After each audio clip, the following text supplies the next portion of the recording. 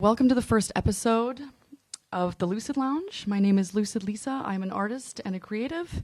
And every 2 weeks, I invite a new artist to the booth to talk about life, music, art, but mainly about their background, just going deeper into what it's like to be a human being. Yeah, I love the smell. It's just going to be a mess. But essentially, I'm just psychoanalyzing DJs. Oh, shit. And producers and artists alike and calling it art. So today, my first guest is Chris Calvados. Calvados. Right? What's Calvados? Calvados is your last name, the alcohol, right? Not With not the at apple all. in it? It's not Calvados? Carvalho. That's my last name. I know your last name. I'm just messing with you.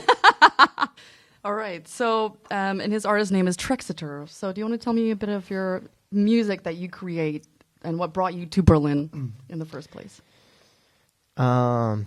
Yeah. Hi, Chris. Hey. Hey, How you welcome to doing? the show. Thank you. This is gonna get weird and really awkward. Yeah. Many No, I'm points. excited. I'm excited. Also a bit scared because I didn't know we were heading into therapy territory, but I'm ready. Let's go. let's do it. Who needs therapy when you have techno music and Exactly. bass music, right? Yeah. Yeah. Exactly. Everyone. Everyone needs, Everyone needs everyone therapy. needs Let's be honest. therapy. Especially if you live in Berlin. Come on. Oh, yeah. Yeah, true. Yeah. I think Berlin is a very challenging city for mental health, for sure. Mm. Like, it's easy to be overwhelmed, and there's so much stimuli. It's easy to lose focus and find silence and really know where you're heading, what you're trying to do. So, yeah. But how So- do you navigate that if we dive deeper into this? Like, how do you deal with being overstimulated or overwhelmed?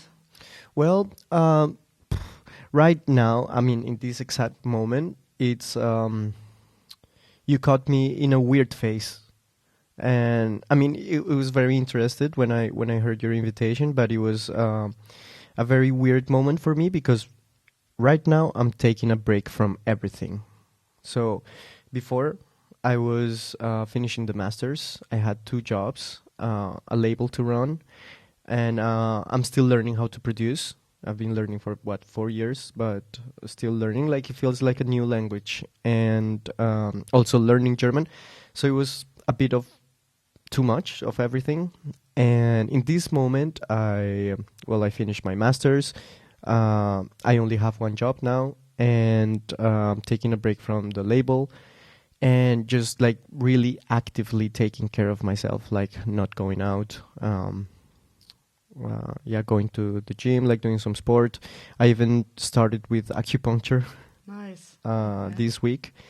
And because otherwise I was just heading into a burnout, and I would eventually had to leave Berlin if I was not actively doing something to take care of myself. So yeah, I mean, I don't know. I think sometimes you cannot plan that much ahead, and when you get to a city like Berlin, you're just excited to see your favorite artist, to meet a bunch of people. But once you're here, you're just riding a wave, and you don't know what the outcome's gonna be. And then you start figuring shit out, I guess. Yeah. Yeah. How long have you been in Berlin? How long? Yeah. 3 years and 2 months. Okay. Wow. Yeah. That's specific. Yeah. That's good. Nice. I was thinking that the first time I met you, it was in this exact place, in this radio station. Yeah. Okay. Yeah. Your first year. Yeah, 3 years ago. Yeah, that's right. Yeah. I don't know. I was just thinking that. Yeah. Yeah. You And can here we are continue. back again. You can continue with the even though we're interview. graduated. So when did you decide to become a poor person? I mean, an artist.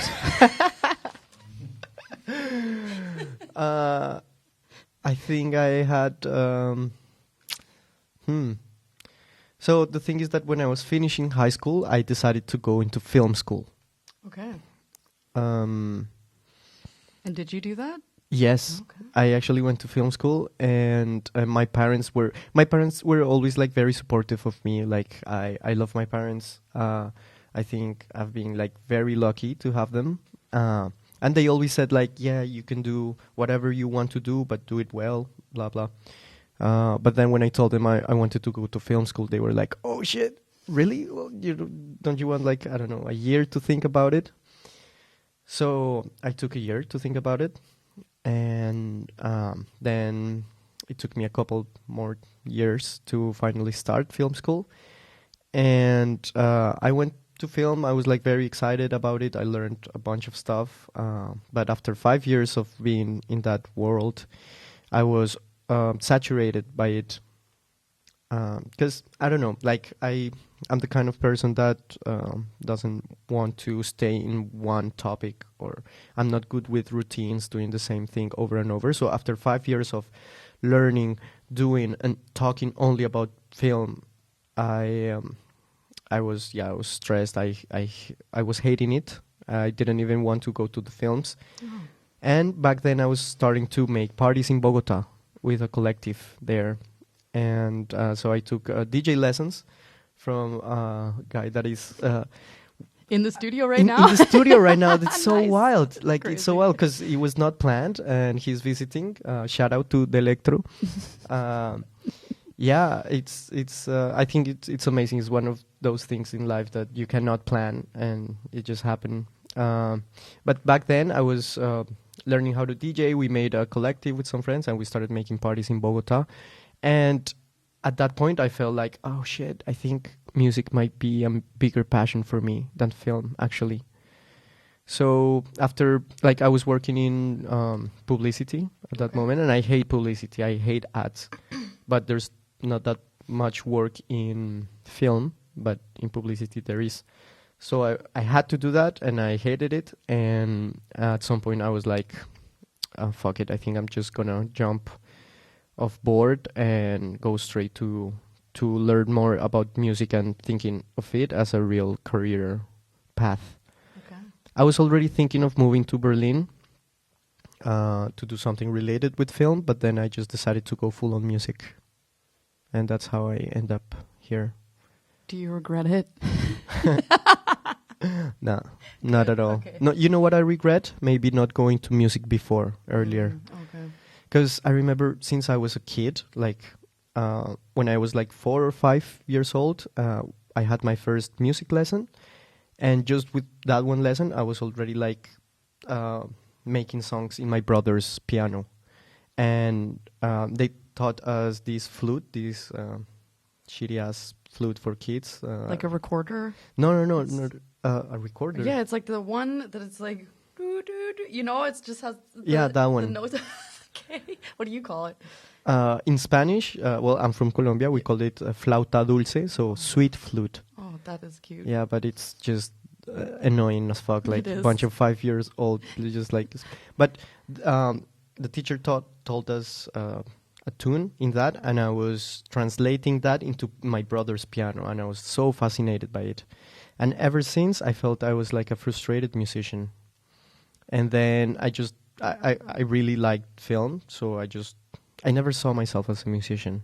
So if I regret something, maybe it's just not pursuing that passion since early on. But yeah, I mean, here I am. I don't regret anything. Yeah. It hasn't been easy, but yeah. No, it's not easy. No. Did you make a lot of films? And did this translate into your artistry now? Is there something like you would like to do in terms, like you have a very vast background now and you studied for 5 years in film. Mm-hmm. I mean, you must have, like you got a bachelor's or a master's in this? A bachelor's, A bachelor's, yeah.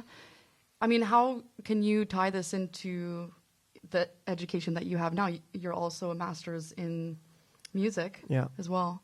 And so is there a way that you could tie this together? I mean, you are very educated. There's a lot of things that you could do with that. Yeah, I mean, the possibilities are really endless. And every time someone asks, like, oh, but you're going to do a master's in music? Well, you can do music for films. And it sounds like it makes sense. I mean, it makes sense, but it sounds easier than it actually is because making a film is like having a huge company with a bunch of different occupations inside it, and very different ones. Like being in production is completely different, like 100% different from being in the directing team or in the writing team or making the post-production, like editing or effects or even sound post-production. So when I went to music, it was mainly about club music and dance music, because we were like making parties, and that was like the passion that we all had back in my first collective called Renata Rave. Shout out to them if they someone hears this in the future. So making music for clubs or like dance music, it's a completely different process for making music for film. And yeah, I mean, I have the knowledge of how to make a film. I've done the process in different positions, and I can understand the creative process and stuff. But I don't really have a portfolio of sound in film, so I haven't been able to work on that yet, because I was trying to really focus on the club music and dance. Okay. Yeah. So where do you see yourself like taking your music? Like where do you want to take it actually? Do you have like a goal or a vision of how you could take it there, but also make a profit as an artist? It's a tough one to explain really, but Yeah.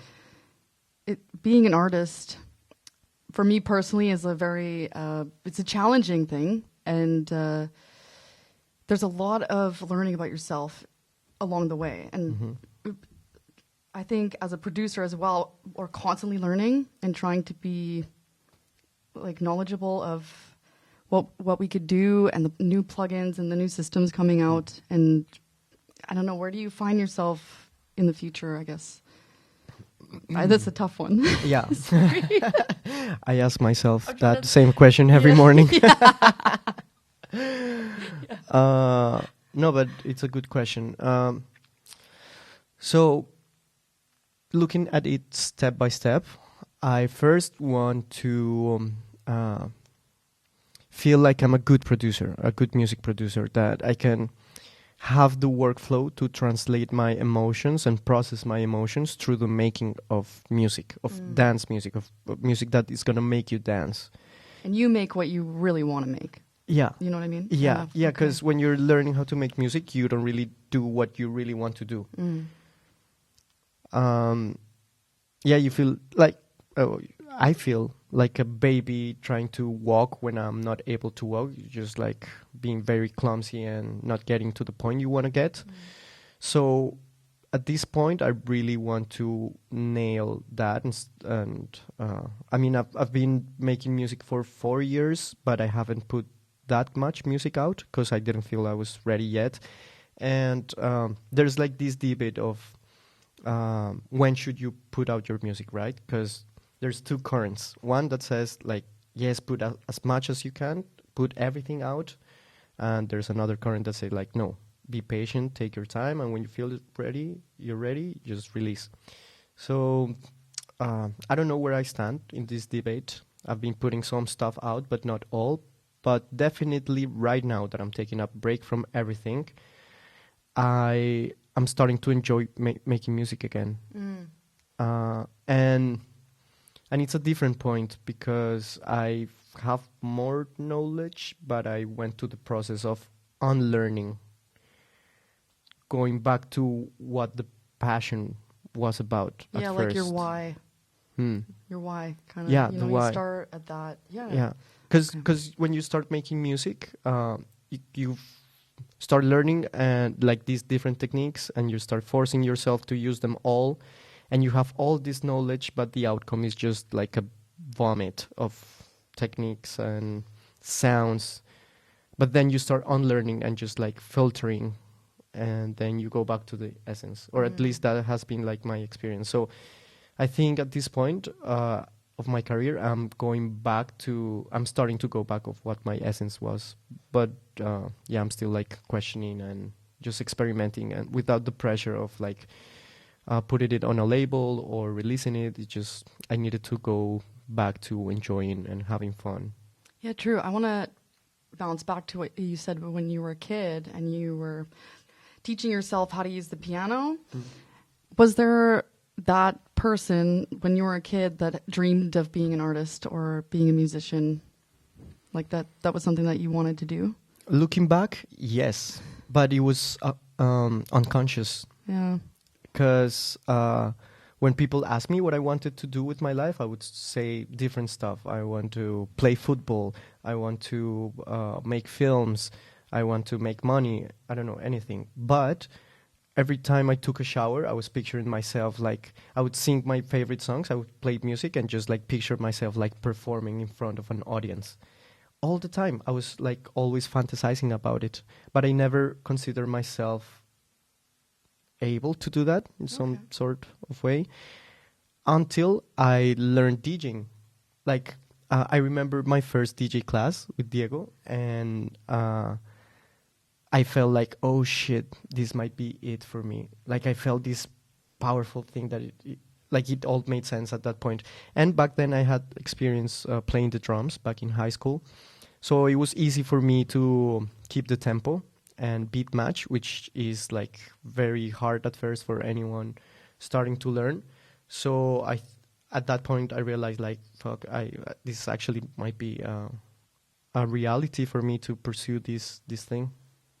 Yeah, nice. I mean, you play really good DJ sets. I've always been a huge fan of your DJ sets, really. Thank you. You're welcome. Thank you for that. I don't know how to react, but thanks. No, Appreciate it. That's perfect. Nice. So I want to kind of change the direction here. Now that we got to know you a little bit, I'm going to ask some silly questions. Yeah, awesome.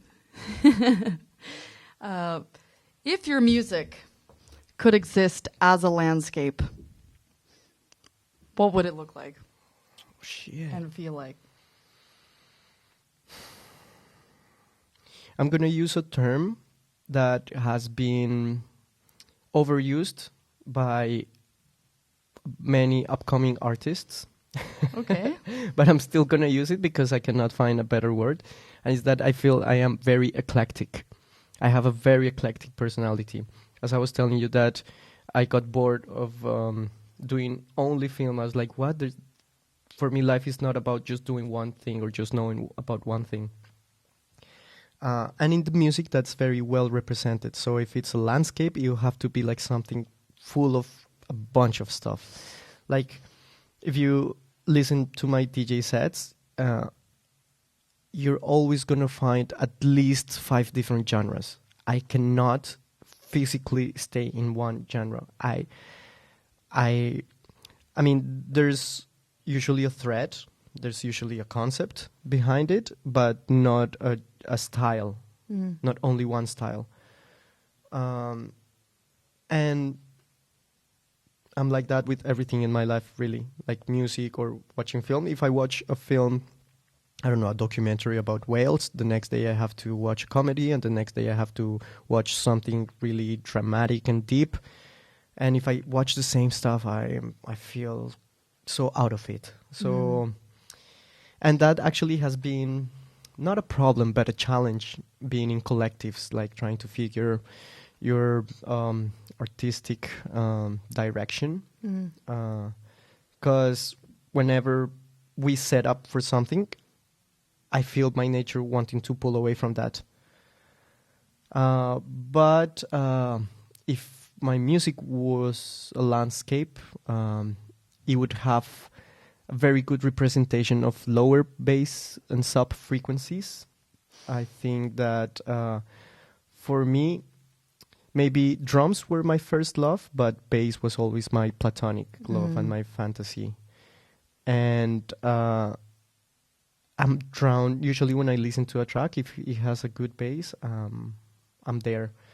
So that on that hand, it would have to be very rhythmical as well. Like the landscape will have like a bunch of repetitions, of different repetitions, representing the percussion and drums. Because I really love rhythms, percussions, Latin American rhythms, African rhythms, syncopats, yeah, like different time signatures, many instruments like making different percussions. I love that. So it would have to be represented with that. And when I fell in love with electronic music, it was through trance. Back when I was a kid and listening to all these like mainstream trance back in the day, like I don't know, Tiesto, Picotto, and that kind of stuff. Like I was 6 years old and 7 years old, and it was like a new world to me. Like in my head, it was like expanding. And back then, I fell in love with the sound of trance and with the paths of trance. So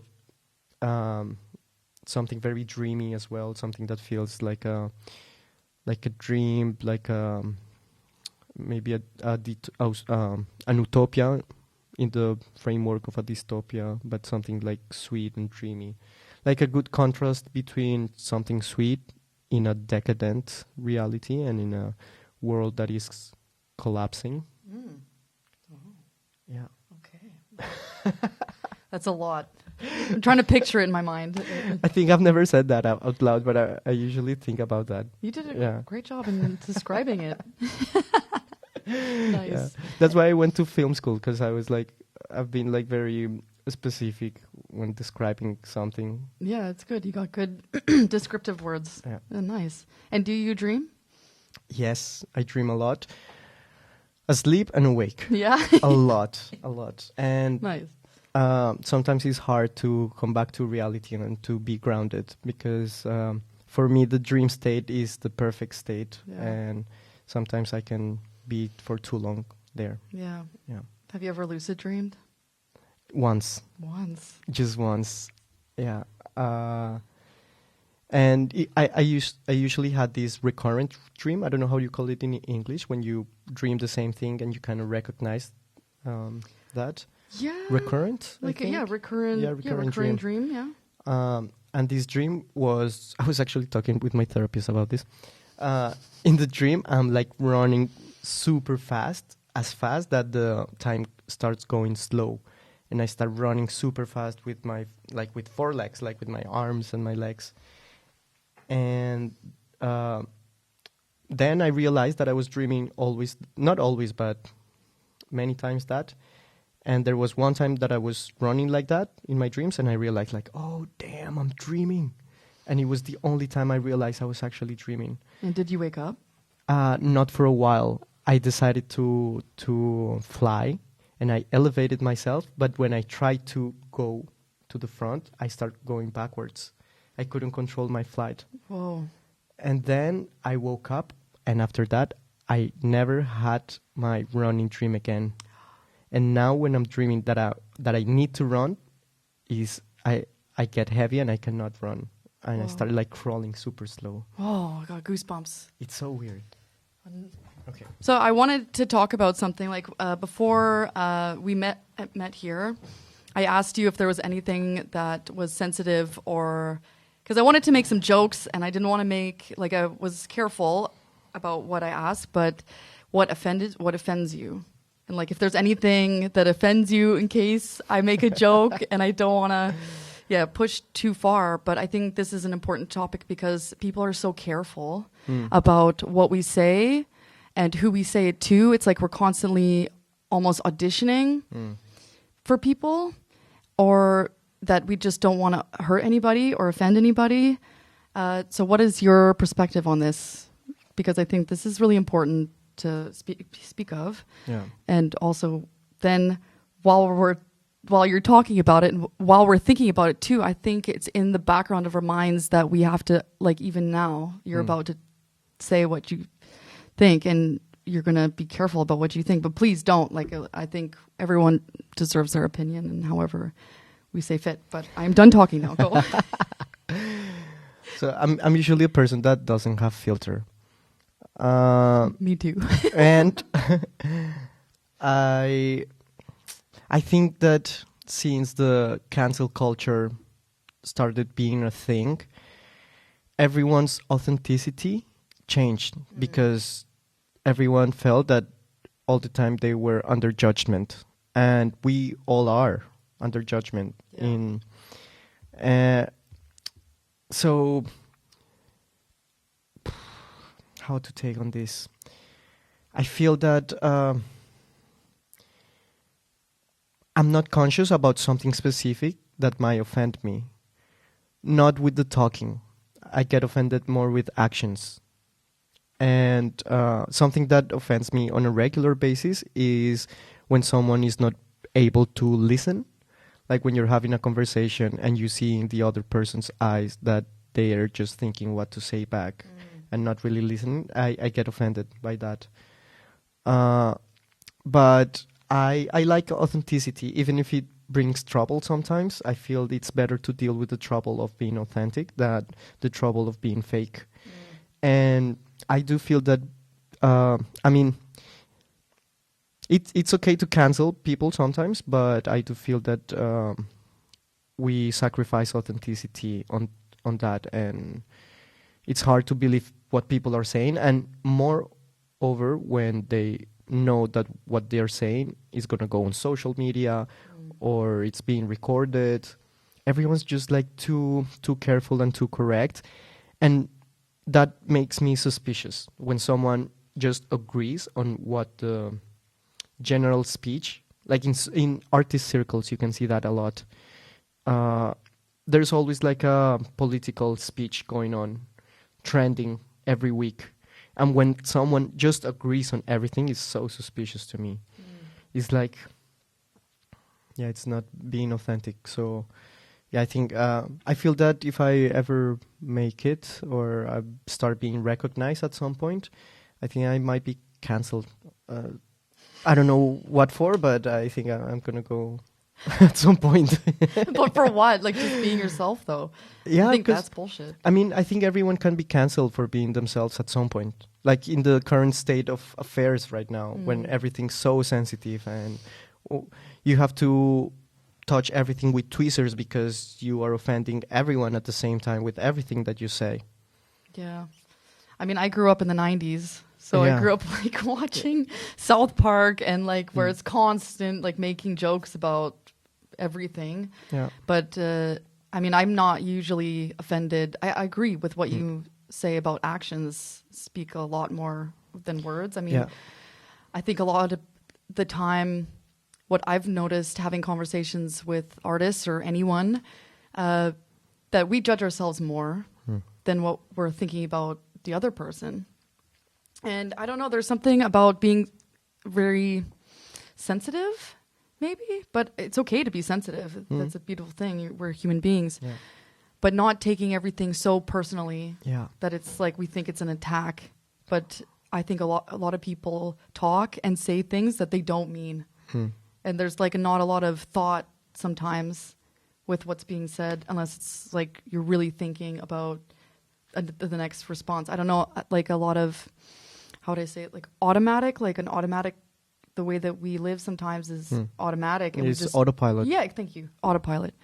And so when you get into speaking about opinions or making jokes about things, I don't know, I think we should not take life so seriously. Yeah, I agree. And then it makes things much more easier. And then we can be authentic with each other and not take everything so personally. And I think this eases life and the existence of being a human being. And then less conflict. Yeah, I mean, there's a lot to unpack on what you say. It's a big one. I know. I don't think we have enough time for that. No, we can but I would say something, and is that when someone is easily offended, is easily manipulated.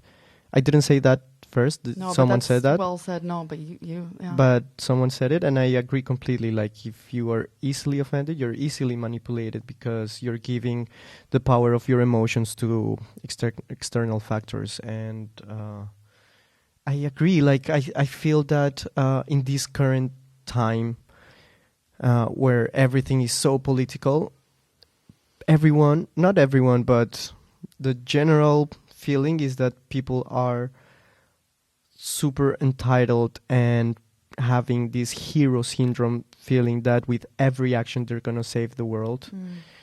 And everything has to be correct and super political, and they're just like doing absolutely nothing for the real causes.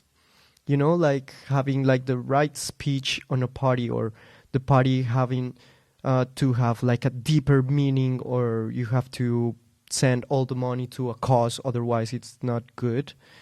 Life doesn't work that well. Like you, for making an all-inclusive party, maybe you're not really solving the problem of people that are really suffering.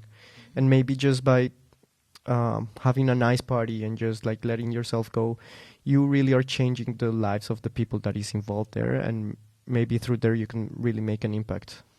Yeah, I think it matters a lot about how you feel on the inside. Like so many people project, and I think that's why there's a lot of anger. But at the end of the day, life, I mean, we only have one life, and then just enjoying it and having fun and not taking everything so seriously is the easiest way to go about just being a part of the experience. Yeah. Which I think is really beautiful. And I think that's like the club culture was built on that base. Like reality was shit, but it was a space where people could not think all the time politically and just like be themselves and have fun and just let go for a moment and escape their reality. And right now the club culture is so how do you say that word? Polluted? Polarized? Like not polarized, but like cops, like being okay. Policy? Policized? Policized? No, is that a word? Is that a word? I think that's not a word. Know? Okay, I don't know about one. Yeah, but like police. Like now when you're in a party, you feel like there's like cops. And now you have to, like I was going to enter to RSO the other day, and the person who was at the entrance, he was just a kid, probably 19 years old. And they were feeling like they were saving the world. And they asked me like, oh, why are you here? I was like, well, yeah, there's a friend playing there. Oh, that's not the right answer. I was like, what do you mean there's not the right answer? No, there's something more important for us. I was like, well, I have a friend visiting. Like, what you trying to get out of me? And they didn't want to let me in because I didn't answer that I was there to respect people and be respectful in the dance floor. And it's like, you know me, I'm not problematic. And I was like, what the fuck is going on? Like, that's weird. Is this what the Detroit people dreamt of when they were making techno? It's like, what are we doing right now, you know? True. But I mean, it's okay. It was just a kid, and then I got in anyway. So, but yeah, it's like you're under judgment all the time, and there's a cop judging you all the time, and now you cannot offend anything. You cannot have strawberries because there's people that is sensitive to strawberries, and I mean, it's okay to have some parties without strawberries, but not all parties. Like sometimes you just want to go to the dungeon and watch Strawberry and freak out and have a panic attack, and then next day you feel light and happy. True that. We all need a weekly panic attack sometimes. Yeah, sometimes it's the sensible dose. Okay, I've got one more. It's a weird one. Yeah, go. So weird. I like weird. Yeah. If the aliens came to Earth and they asked you, Mars attack. What does vibes mean? Vibes. How would you explain vibes? Vibes is what you can feel without your common senses, like without sight, without hearing. Maybe a blend, but something that you can feel. I don't know if the alien is going to understand that, but it's the energy of a place. Like maybe they can relay that when they're hanging out and someone arrives and you feel that something changed and you cannot understand what. That's the vibe. Yeah. Okay. Well said. Okay. Maybe I can also prove that point through music. If I'm allowed like to play for the aliens, I can set like different vibes. Well, I think most of my listeners will be of this. Most of your listeners are they're aliens. Nice. Well, with that being said, do you want to play some music for us? Yeah, I'll be happy.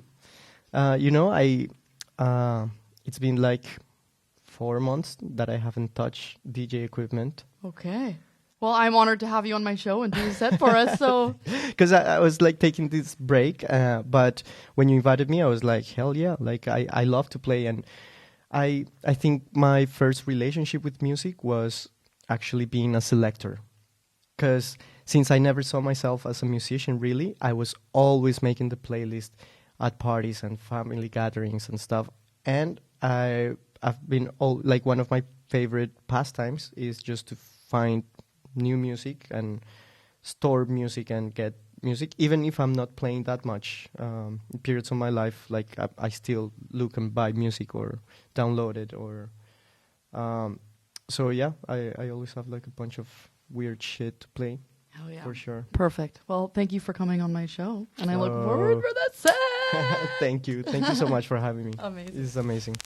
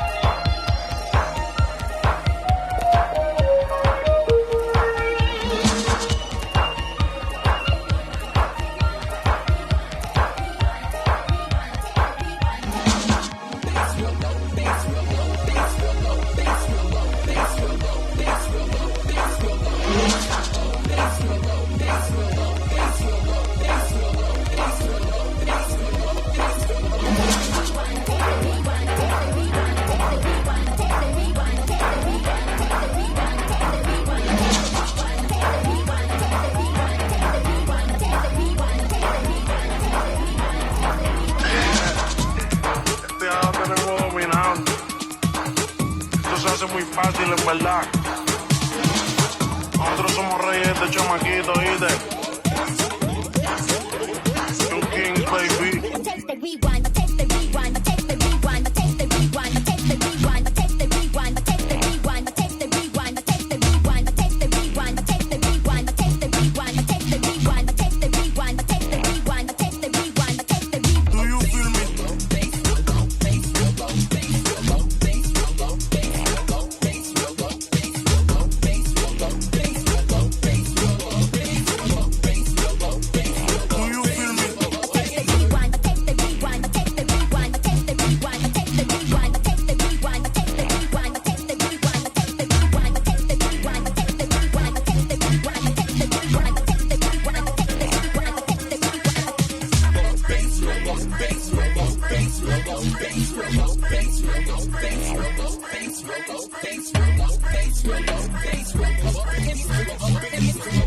Do you feel me? ¿Tú lo sientes?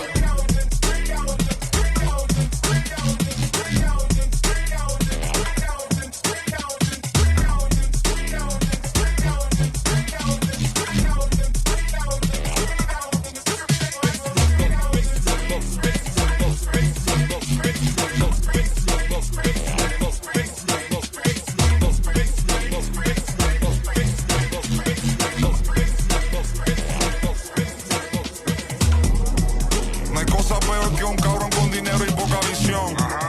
Dinero no igual a talento, así no va la ecuación.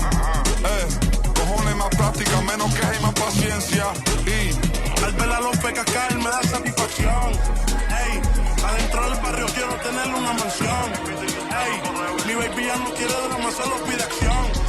Ey, dele para el usuario, yo lo trato con decencia. A donde yo llego se siente la puta presencia.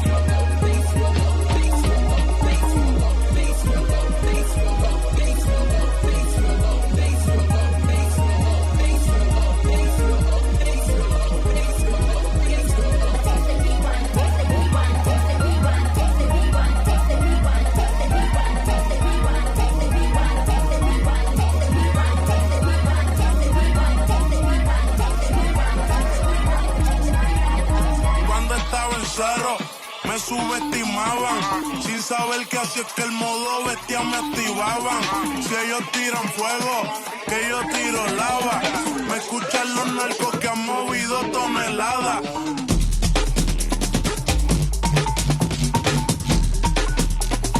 Do you feel me? ¿Tú lo sientes?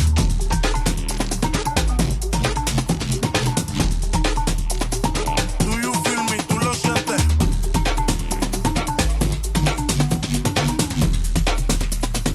Do you feel me? ¿Tú lo sientes?